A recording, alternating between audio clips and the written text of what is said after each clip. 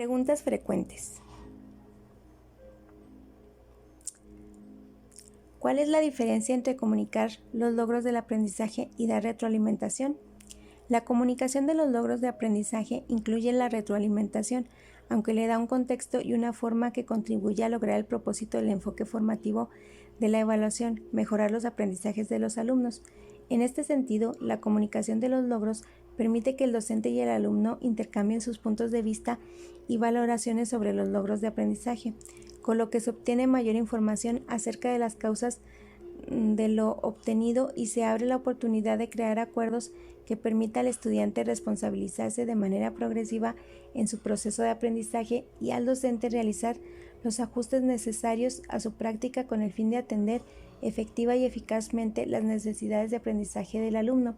Además, durante la comunicación de los logros de aprendizaje es posible fortalecer la autoestima y la motivación de los alumnos por aprender siempre que se haga de manera adecuada. ¿Cuáles son los elementos de una buena comunicación a los alumnos de los logros del aprendizaje? Para lograr una buena comunicación con los alumnos de los logros de aprendizaje se requiere la valoración de dichos aprendizajes, la explicitación de la brecha entre el aprendizaje esperado, la explicación de la brecha entre el aprendizaje esperado y el logrado, la explicación al alumno acerca de los logros alcanzados, la autoevaluación del alumno, que fomente el desarrollo de la autorregulación de su proceso de aprendizaje y el establecimiento de acuerdos entre el docente y el alumno acerca de cómo mejorar el nivel de calidad de los aprendizajes.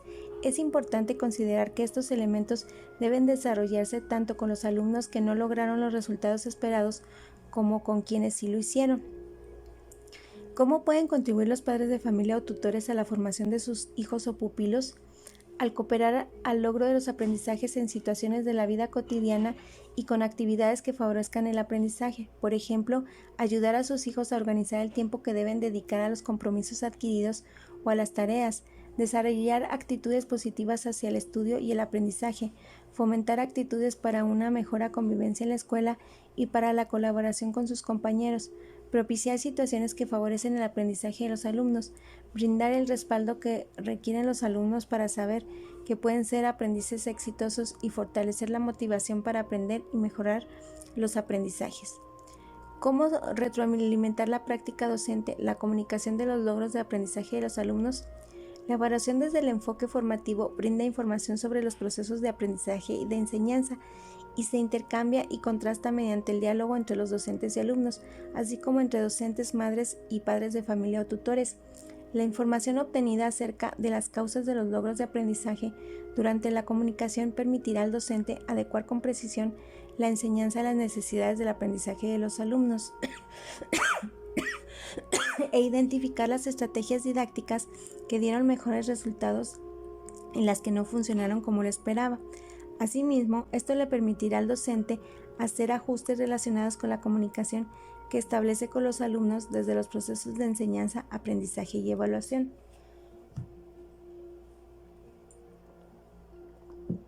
La evaluación sumativa puede realizarse cuando no se van a asignar calificaciones.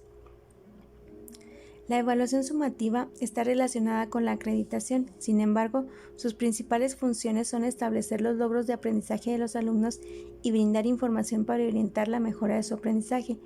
La misma no finaliza ni el proceso de enseñanza del docente ni el aprendizaje del alumno, sino que sus resultados permiten establecer la continuidad del aprendizaje con base en una información más precisa de lo que debe mejorarse.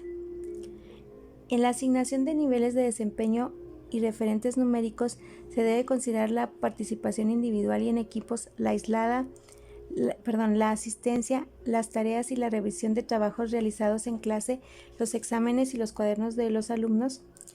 En la asignación de niveles de desempeño se puede considerar la forma en que los alumnos participan en distintas situaciones didácticas que se diseñan y valorar si su proceso de aprendizaje ha avanzado.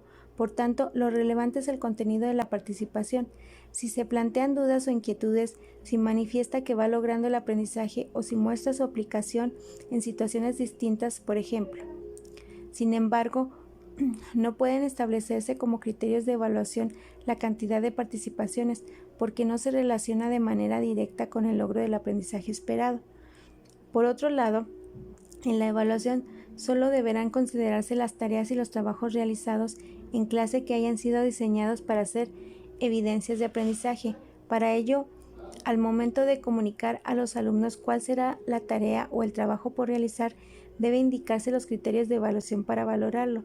En el mismo caso, se encuentran los exámenes que se realicen. Al respecto, es necesario tener presente que es un instrumento de evaluación, pero no debe ser el único que se implemente para valorar los logros de aprendizaje de los alumnos. Asimismo, conviene tener presente que los cuadernos son una bitácora del proceso de aprendizaje de los alumnos.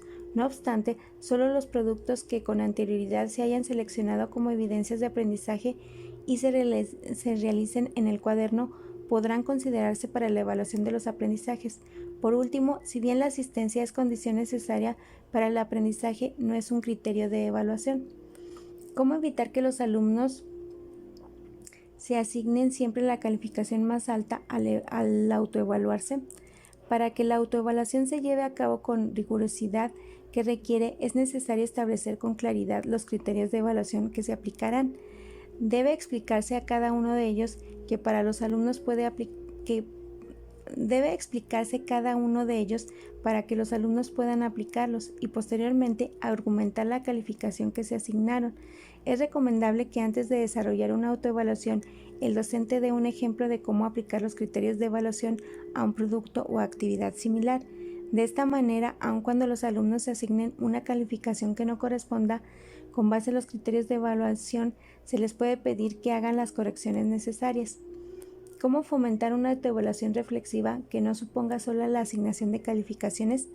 La autoevaluación no debe aplicarse únicamente para la asignación de calificaciones. Se considera que éstas tienen entre sus principales beneficios fomentar la autorregulación de los procesos de aprendizaje a partir de la reflexión. Para ello, es necesario establecer criterios de evaluación relacionados con este proceso, en función de la actividad, el producto, el conocimiento y la actitud o habilidad de quien se autoevalúe. La autoevaluación tendrá mayor éxito y propiciará la reflexión en la medida en que se le haya señalado al alumno a responsabilizarse de su proceso de aprendizaje y a comprometerse con él. Un alumno puede autoevaluar su desempeño, su participación en una actividad, un producto o el desarrollo de alguna habilidad o actitud si cuenta con criterios de evaluación, ya que estos guiarán la valoración y fomentarán la reflexión del alumno.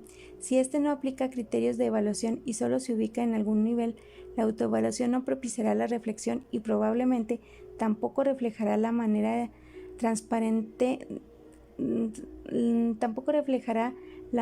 transparente sus aprendizajes.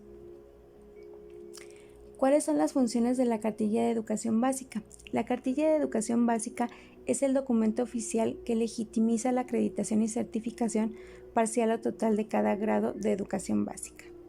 Tiene 3 funciones fundamentales: el instrumento de registro, donde se consignan los niveles de desempeño y los referentes numéricos que representan los logros de aprendizaje de los alumnos, así como los apoyos que requiere el alumno para mejorar el proceso de aprendizaje.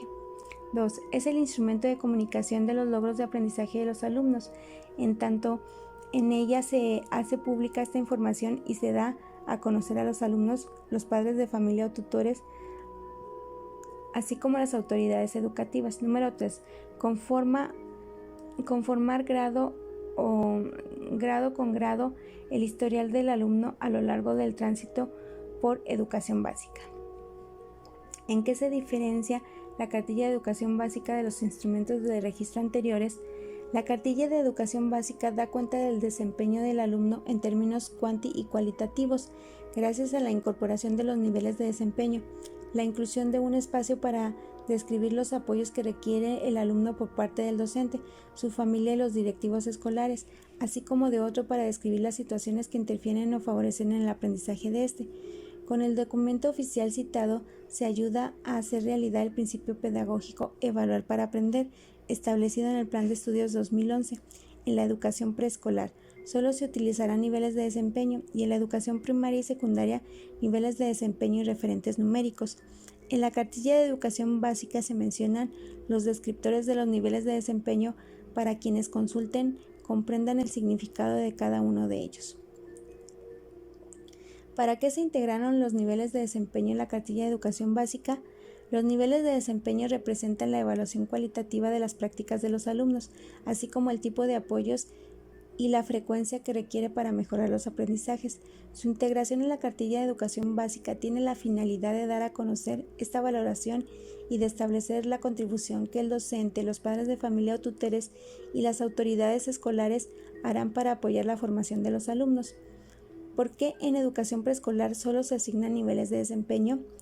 En la educación preescolar, la evaluación es cualitativa y sin fines de acreditación en congruencia con el carácter formativo de este nivel. En función de esto, la valoración que realicen las y los docentes de preescolar únicamente considerará el proceso de aprendizaje de los niños y las niñas de acuerdo con los aprendizajes esperados, que favorecen las competencias de los campos formativos establecidos en el programa de estudio 2011 de este nivel educativo. ¿Por qué hay niveles de desempeño con calificaciones? Con los niveles de desempeño, el docente expresa una valoración de calidad del proceso de aprendizaje de cada alumno, ya que corresponden a la evaluación cualitativa. Esta se obtiene del análisis de las evidencias de aprendizaje y de la observación del docente sobre cómo se desenvuelve el alumno en las distintas situaciones didácticas que se le presentan, es decir, sobre cómo es su proceso de aprendizaje y de acuerdo con su estilo y ritmo de aprendizaje y con sus fortalezas y debilidades. Existe una relación estrecha entre el proceso de aprendizaje y la manera como se desenvuelve el alumno en la situación en la que participa, lo cual se establece en la cartilla de educación básica. El referente numérico o calificación representa los logros del aprendizaje del alumno obtenidos del análisis de las evidencias relevantes, válidas y confiables que se seleccionaron durante el proceso de evaluación y a partir de las cuales el docente elaborará un juicio respecto del logro de los aprendizajes esperados. Como se establece en la cartilla de educación básica, a un mismo nivel de desempeño puede corresponder dos referentes numéricos, en tanto los procesos de aprendizaje y la manera en que se desenvuelve un alumno en situaciones en que participa puede ser el mismo para dos resultados distintos en cuanto al logro de los aprendizajes esperados. Sin embargo, la decisión entre un referente numérico y otro se basa en el resultado de las evidencias de aprendizaje y en los criterios de evaluación establecidos.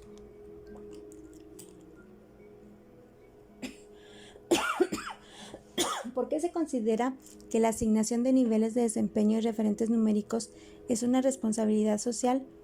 La asignación de niveles de desempeño y referentes numéricos es una responsabilidad social de los docentes. Con ello se representan los logros de aprendizaje de los alumnos, a partir de los cuales se toman diversas decisiones relacionadas con su promoción o grado o nivel, o incluso sobre su formación. Además, mediante ellos se hacen públicos los logros de aprendizaje de los alumnos, por los que las autoridades escolares de los sistemas estatales y de la Federación se basan en el consigno de la cartilla de educación básica para tomar decisiones de diverso tipo. Desde el enfoque formativo de la evaluación, ¿cuáles son las características de nuestro juicio sobre los logros de aprendizaje de nuestros alumnos? Los juicios productos del proceso de evaluación desde el enfoque formativo deben ser responsables, respetuosos y equitativos. Deben sustentarse en evidencias relevantes respecto a los aprendizajes esperados, evidencias válidas y confiables porque fueron objeto de la enseñanza y cuentan con criterios de evaluación. ¿Qué debe considerarse a elaborar juicios sobre los logros de aprendizaje de los alumnos? La selección de estrategias e instrumentos de evaluación permitirá elegir evidencias de aprendizaje que sean relevantes, válidas y confiables respecto a los aprendizajes esperados de acuerdo con lo enseñado y la forma en que se evalúan. Estas evidencias son el objeto de la evaluación y la fuente con que se elaboran los juicios sobre los logros de aprendizaje de los alumnos, que serán representados por niveles de desempeño y referentes numéricos.